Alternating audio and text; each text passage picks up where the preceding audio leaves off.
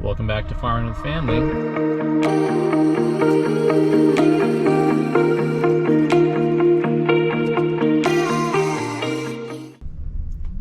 Got Vaughn with me. Last day before school starts again. You excited for school? Well, that's good. I was never very excited for school. But we're going to be going this morning to John Deere. We're doing a bunch of work to my combine. We had a rock go through it last year. So we got to put in a new feeder house chain, rasp bars. Matt already put in the rasp bars and got those all put in.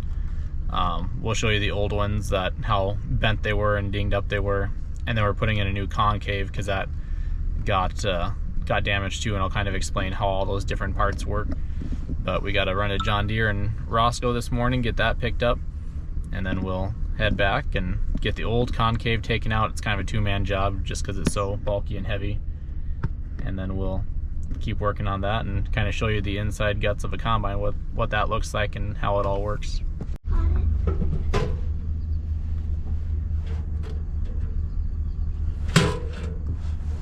Slam it hard. I can grab it now. Okay, unbuckle and do it.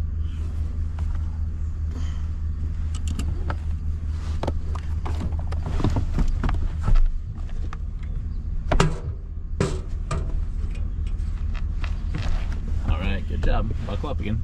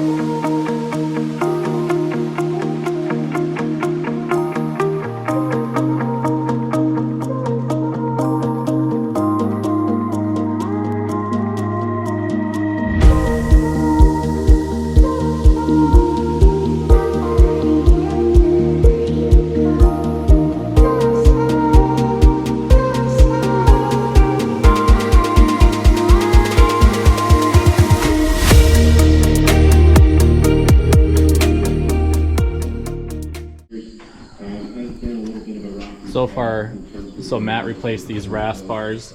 The other ones, we'll show you, they were bent where the rock had gone through. So we got these special ones from a guy. He cuts out every other one, and then it helps feed better, it helps it thrash better so it doesn't plug up as easy. So now we got to get this part out. So I'll explain how this all works. So we took it off, but there's a feeder house that goes here that comes down, sits on these two cylinders, and then that's what holds your head on. So we'll show that. We got a little bit of work to do on that. But these rasp bars, the old ones, we'll find one of the most bent ones over here. I think like this one, you can see, I don't know if you can see that. The rock made that, got bent up. This one you can really see right in the middle there where it hit. And it scuffed up all these. You can see right where the rock all went through. So we changed those, or Matt did. Then he put these new ones in here. So the guy that I bought them from, he cuts out every other slot.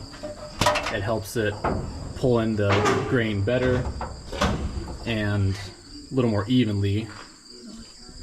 So then this spins clockwise. The feeder house brings the grain up, brings it to here, this pulls it in, and it thrashes it against, this is your concave, and it beats the grain against there, which shells it out.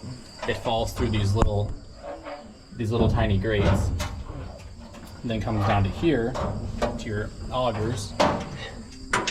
These spin and take it up to the next part of the combine where it cleans it some more, and then eventually it gets up into your grain tank. But so this part is what we got to take out. So Matt's just getting a few more bolts out. So it's this whole piece, but we'll show a little bit more when we get it back out. And then we're also going to change all these bearings. I changed, let's see, this one and this one 2 years ago because they were going out. You don't want that getting hot and starting to fire in a combine. But the reason we're going to do all these now, whether they need it or not, because this shaft goes in front. There's a gear that goes on here. In order to get that off, you got to take off this shaft, and with everything mounted in here, it's really hard. So now they're all exposed. We can take them all off, get them replaced, and just do some good preventative maintenance on it.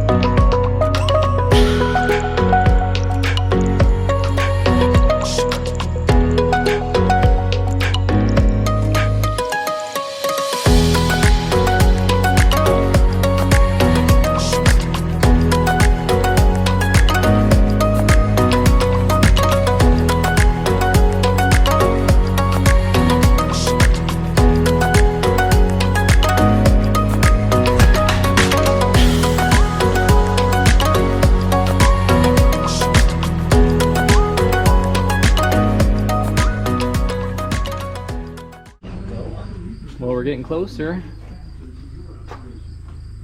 This has to go back into here, so not much further. Just big and awkward and heavy and has to stay straight. Okay, it's about where it needs to be. We got our shaft back through. That holds it in place, so at least it's halfway there. We gotta put some more bolts in back there up top. We had to use a tie-down strap to help coax it along, but that was just enough to get it right, kind of guided where we need it. Alright, gotta run back up to Bowdle. They, at Premier, they borrowed me a 30mm socket that I needed to get the wheel bolts off. We have an inch impact air gun, but I haven't gotten the sockets yet for it, so plan to get those later this week. So in the meantime, one of the mechanics let me borrow one of theirs for the day, so that was really nice. Then got to sign Maya up for library school, so she can go to that. Then I'll come back, and Matt's going to be doing something else for the rest of today. So I think we'll get back, and then we'll start getting another load of hay probably hauled in from the ones we made in the ditches last week. So we'll work on that some more today. So today we're going to do a little more looking. We had found more damage yesterday to these beater grates, or beaters, and then there's like a grate behind there. I'm going to climb in and show you where those are. Show what the inside of a combine looks like.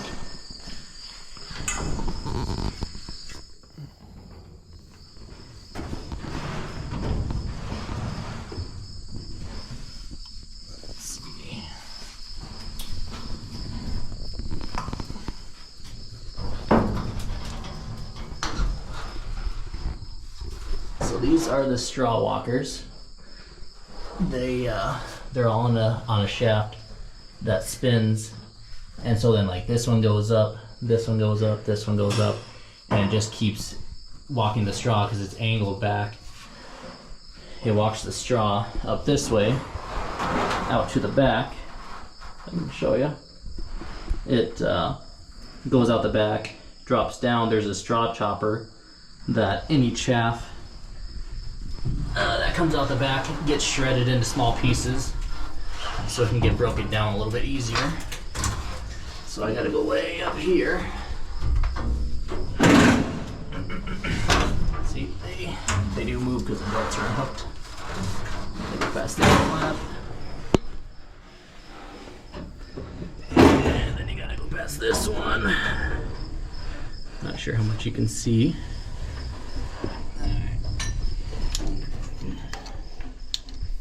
So here are the beaters. Where is the beater? So when I hit the rock that all this damage started from, come on light. When these spin, it banged up these things. I'll show you the worst one where it really caught the rock. It was right here. That one got bent up pretty bad, and so did that one. So we're gonna see about how we can get these replaced. And then this grate goes and sits down on the top of the concave. And it got some pretty bad dents in it, like here. This got it pretty bad. Over here it got another piece if the rock like chipped apart, because when I found the rock it was broken in multiple parts. So we're gonna see how we can get, if we can get new ones of these and replace them, because we have it all apart right now. So we're gonna get those and try to get them replaced too. Now I get to crawl back out.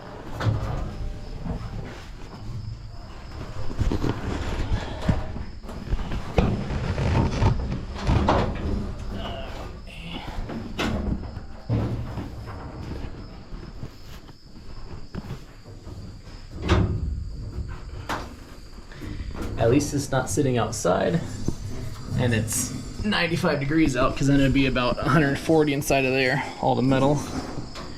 Whew. That moved.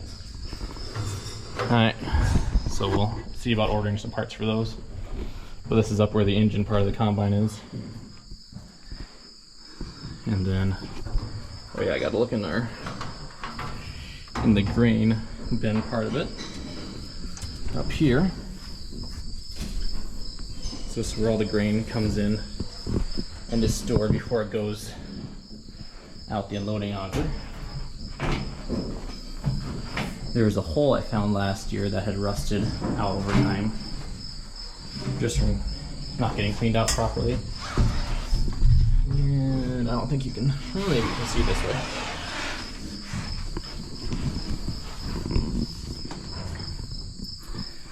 You can see down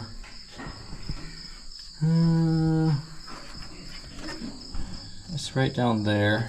There's a hole that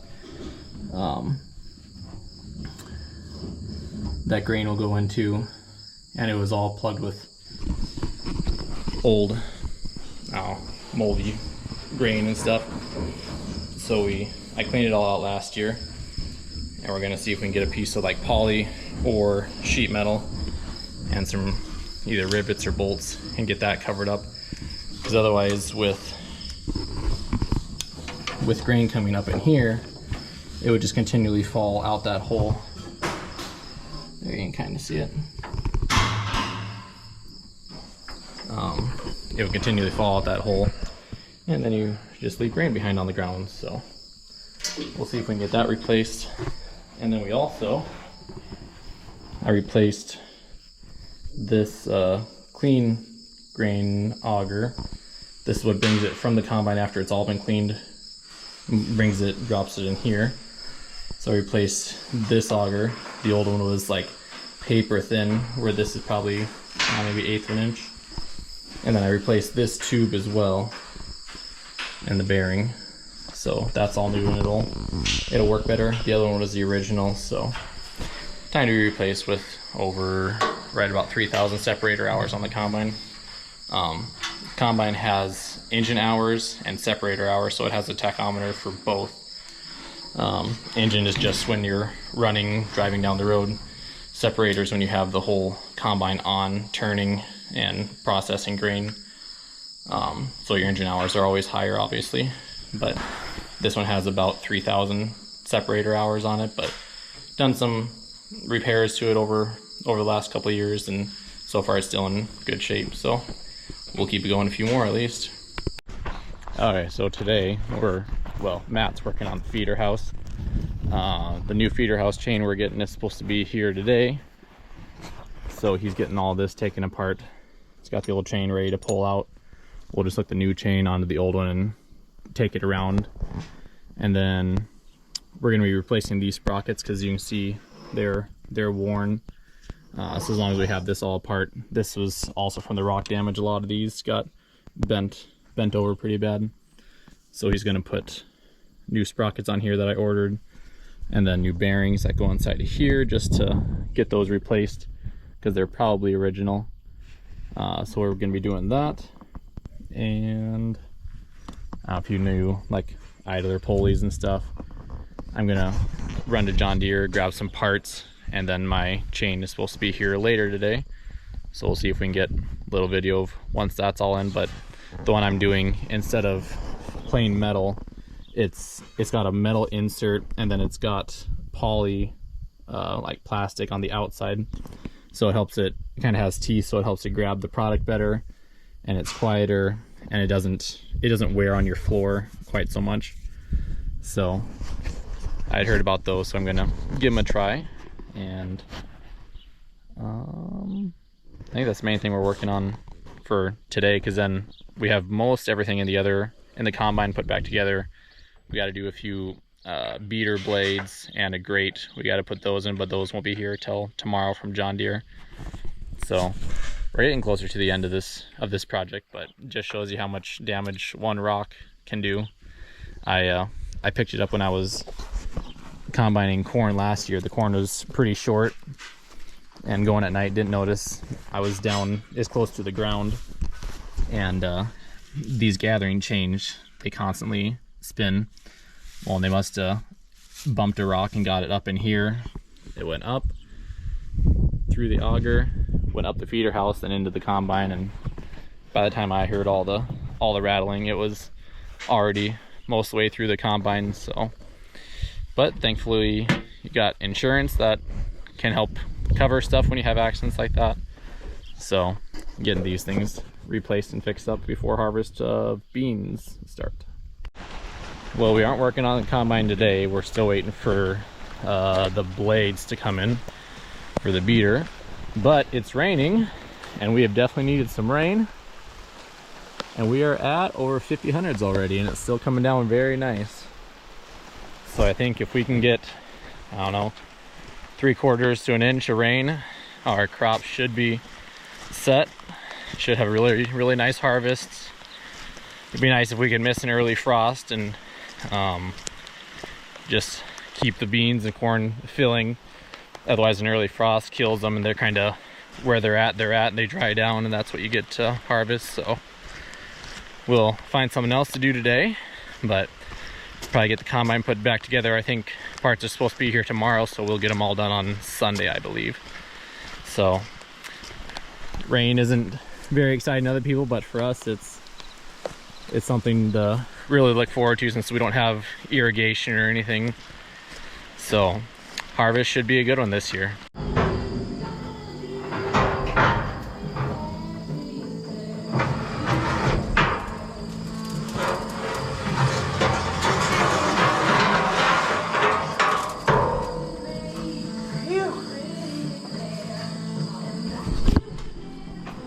I don't know if you can see, but that's supposed to be straight. And that's where the rock went through.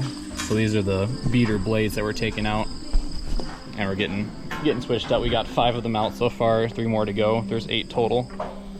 So we'll get these out and then slide the new ones in, then put those on the beater. This is what the new ones look like.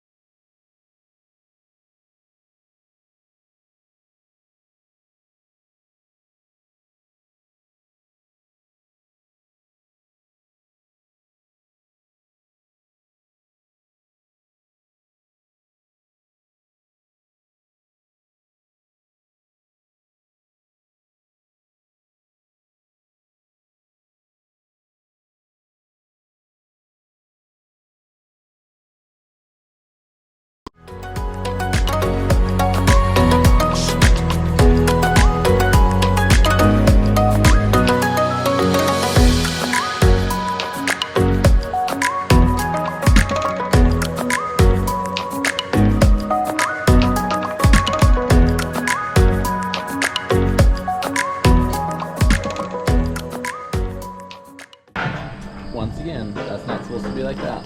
Here, I'll give the camera to Matt so you can see what it looks like in the guts without it on.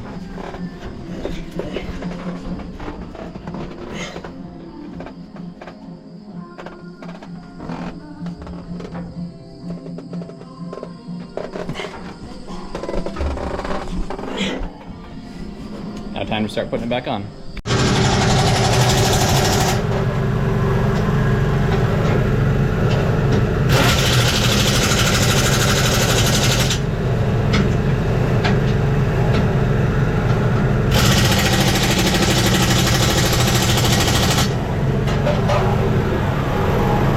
Getting them all tightened up.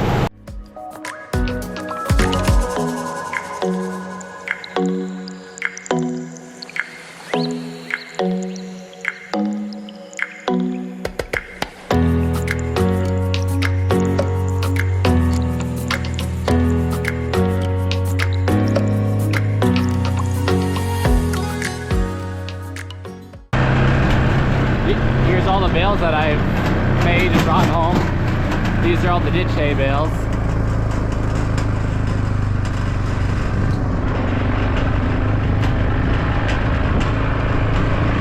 Then I got a few bales over here that were from the pasture.